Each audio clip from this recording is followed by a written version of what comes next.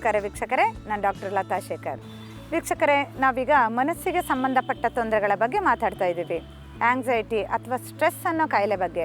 So ಈ ಕಾಯಿಲೆ ಎಷ್ಟೊಂದು ಭಯಾನಕವಾದದ್ದು, ಇದಕ್ಕೆ ಏನೇನು ಮಾಡಬೇಕು, ಯಾವ ಮುದ್ರಗಳ ಕಾಂಬಿನೇಷನ್ ಮಾಡಿದ್ರೆ ಸರಿ ಹೋಗುತ್ತೆ ಅನ್ನೋದ್ರ ಬಗ್ಗೆ ತಿಳಿದುಕೊಳ್ತಾ ಇದ್ದೀವಿ.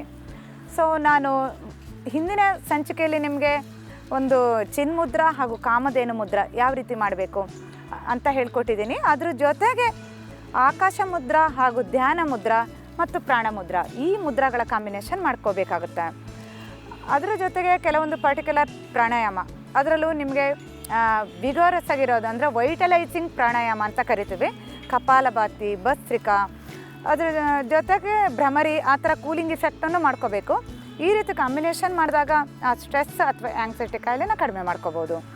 ವೀಕ್ಷಕರೇ, ಹಾಗಾದರೆ ಇವಾಗ ಆಕಾಶ ಮುದ್ರ ಯಾವ ರೀತಿ ಮಾಡೋದು ಅಂತ ನೋಡೋಣ. ನಮ್ಮ 5 ಬೆರಳುಗಳಲ್ಲಿ ಮಧ್ಯದ ಬೆರಳು ಆಕಾಶ ತತ್ವವನ್ನು ಸೂಚಿಸೋದು. ಸೊ ಈ ಮಧ್ಯದ ಬೆರಳಿನ ತುದಿ ಹಾಗೂ ಅಗ್ನಿ ತತ್ವದ ಹೆಬ್ಬೆರಳಿನ ತುದಿ, ಈ 2 ಬೆರಳುಗಳನ್ನು ಜೋಡಿಸಿದರೆ ಇದು ಆಕಾಶ ಮುದ್ರ ಅಂತ ಅನ್ನಿಸ್ಕೊಳ್ಳುತ್ತೆ.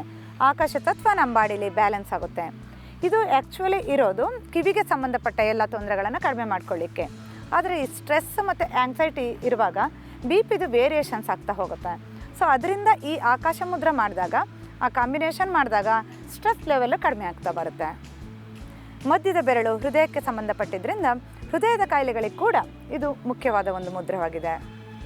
ಇನ್ನೊಂದು ಮುದ್ರ ಧ್ಯಾನ ಮುದ್ರ. ಈ ಧ್ಯಾನ ಮುದ್ರ ನೀವು ಚಿನ್ಮುದ್ರ ಆಲ್ರೆಡಿ ನೋಡಿದ್ದೀರಲ್ಲ, ಅದೇ ರೀತಿ ಮಾಡುವಂಥದ್ದು. ಆದರೆ 2 ಕೈಯನ್ನು ಸೇರಿಸಿ ಇದನ್ನು ಮಾಡುವಂಥದ್ದು. 2 ಕೈಗಳಲ್ಲಿ ಚಿನ್ಮುದ್ರ ಹಾಕ್ಕೊಳ್ಬೇಕು. ಇದರಲ್ಲಿ ಮೇಲೆ ಒಂದು ನಾವು ಬಲಗೈ ಇಟ್ಟರೆ ಭೈರವ ಮುದ್ರ ಅಂತ ಕರಿತೀವಿ, ಎಡಗೈ ಇಟ್ಟರೆ ಭೈರವಿ ಮುದ್ರ ಅಂತ ಕರಿತೀವಿ. ಸೊ ಜೆಂಟ್ಸ್ ಮಾಡುವಾಗ ಯೂಶಲಿ ಭೈರವ ಮುದ್ರ ಮಾಡ್ತಾರೆ, ಲೇಡೀಸ್ ಮಾಡುವಾಗ ಭೈರವಿ ಮುದ್ರನ ಮಾಡ್ತಾರೆ. ಈ ರೀತಿ ಮಾಡಿದಾಗ ಈಗ ಚಿನ್ಮುದ್ರದ ಇಫೆಕ್ಟ್ ನಮ್ಮ ಬಾಡಿಗೆ ಏನು ಸಿಗುತ್ತೆ ಅದರ ಒಂದು ಡಬಲ್ ಇಫೆಕ್ಟ್ ಸಿಗೋವಂಥದ್ದು. ಮಾನಸಿಕದಲ್ಲಿ ಅಂದರೆ ಮಾನಸಿಕವಾಗಿ ಒತ್ತಡ ಇರೋವಂಥ ಜನರಿಗೆ ಇದು ತುಂಬ ಮುಖ್ಯವಾದ ಒಂದು ಮುದ್ರ. ಮತ್ತು 3 ಬೆರಳುಗಳು ನೇರವಾಗಿರಬೇಕು. ಈ ರೀತಿ ಇಟ್ಕೊಂಡು ಕೂತ್ಕೊಳ್ಳೋ ಅಂಥದ್ದು. ನೀವು ಇದನ್ನು ಮೆಡಿಟೇಷನ್ ಮಾಡುವಾಗ ಮಾಡ್ಬೋದು.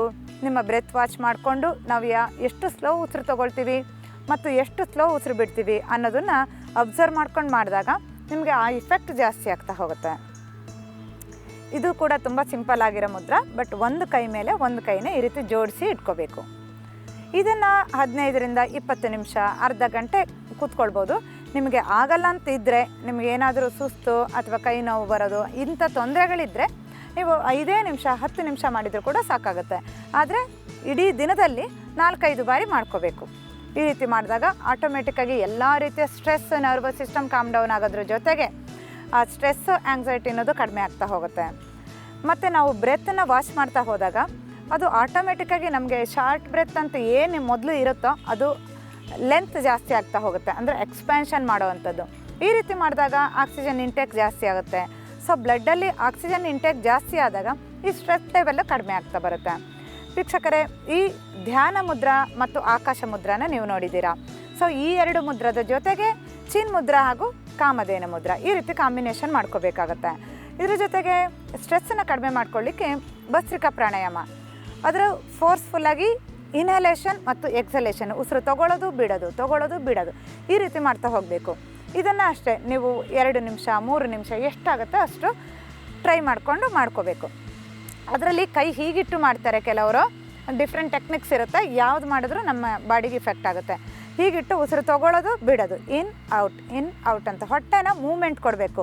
ಉಸಿರು ತೊಗೊಳ್ಳೋದು ಬಿಡೋದು ಈ ಜರ್ಕ್ ಕೊಡ್ತಾ ಬರಬೇಕು. ಹೀಗೆ ಇಟ್ಕೊಂಡು ಮಾಡೋದು ಒಂದು 10 ರೌಂಡ್ಸು ಅಥವಾ 15 ರೌಂಡ್ಸು ಮಾಡಬೇಕು. ಮತ್ತು ಕೈ ಪೂರ್ತಿ ಡೌನ್ ಮಾಡಿಕೊಂಡು ಮಾಡ್ಬೋದು, ಹೀಗಿಟ್ಟು ಮಾಡಬೇಕು. ನೆಕ್ಸ್ಟು ಪೂರ್ತಿ ಕೈನ ಹಿಂದಕ್ಕಿಟ್ಟು ಮಾಡಬೇಕು. ಈ ರೀತಿ 3 ವಿಧಾನದಲ್ಲಿ ಮಾಡಬೇಕು. ಆಗ ಲಂಗ್ಸ್ದು lower lobe, middle lobe, upper lobe, ಈ 3 ಲೋಬ್ಗಳಿಗೂ ಒಂದು ಎಕ್ಸ್ಪ್ಯಾನ್ಷನ್ ಸಿಕ್ಕಿ ಆಕ್ಸಿಜನ್ ಇಂಟೇಕ್ ಕರೆಕ್ಟಾಗಿ 3 ಲೋಬಿಗೂ ಸರಿಯಾದ ಪೂರೈಕೆ ಉಂಟಾಗ್ತಾ ಹೋಗುತ್ತೆ. ಆದ್ದರಿಂದ ಈ ಭಸ್ತ್ರಿಕಾ ಪ್ರಾಣಾಯಾಮ ತುಂಬ ಮುಖ್ಯವಾದದ್ದು.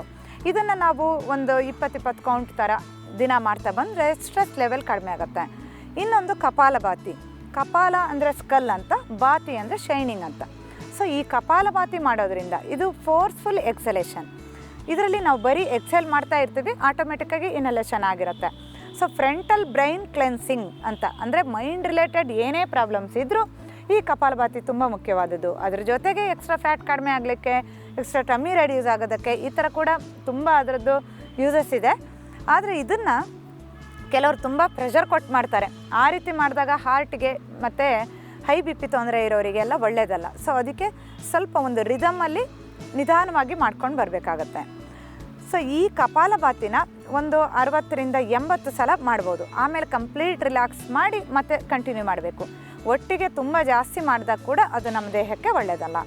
ಅದು ಮಾಡುವಾಗ ನೀವು ಕೈನ ಒಂದು ಹೊಟ್ಟೆ ಮೇಲಿಟ್ಟು ನೀವು ಅದನ್ನು ನೋಡ್ಕೋಬೋದು ಯಾವ ಥರ ಮಾಡೋಕ್ಕೆ ಅಂತ. ಆಮೇಲೆ ಕೈ ತೆಗೆದು ಕೂಡ ಮಾಡ್ಬೋದು ಅಂತ. ಫೋರ್ಸ್ಫುಲ್ ಎಕ್ಸಲೇಷನ್, ಉಸಿರು ಹೊರಗೆ ಹೊಟ್ಟೆ ಒಳಗೆ.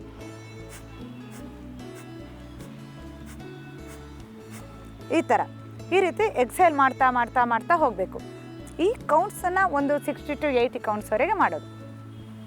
ವೀಕ್ಷಕರೇ, ನೀವು ನೋಡಿದ್ರಲ್ಲ, ಈ ಮುದ್ರಾಗಳ ಕಾಂಬಿನೇಷನ್ ಜೊತೆಗೆ ಈ ಪ್ರಾಣಾಯಾಮ ಮಾಡಿದ್ರೆ ಎಷ್ಟು ನಮ್ಮ ಬ್ರೈನ್ ಆ್ಯಕ್ಟಿವೇಟ್ ಆಗ್ತಾ ಹೋಗುತ್ತೆ ಅಂದರೆ ನಿಮಗೆ ಅದ್ರ ಬಗ್ಗೆ ನಾಲೆಡ್ಜ್ ಇರೋದಿಲ್ವಲ್ಲ. ಸೊ ನೀವು ಮಾಡಿನೇ ಅನುಭವಿಸಿ ನೋಡಬೇಕಾಗತ್ತೆ.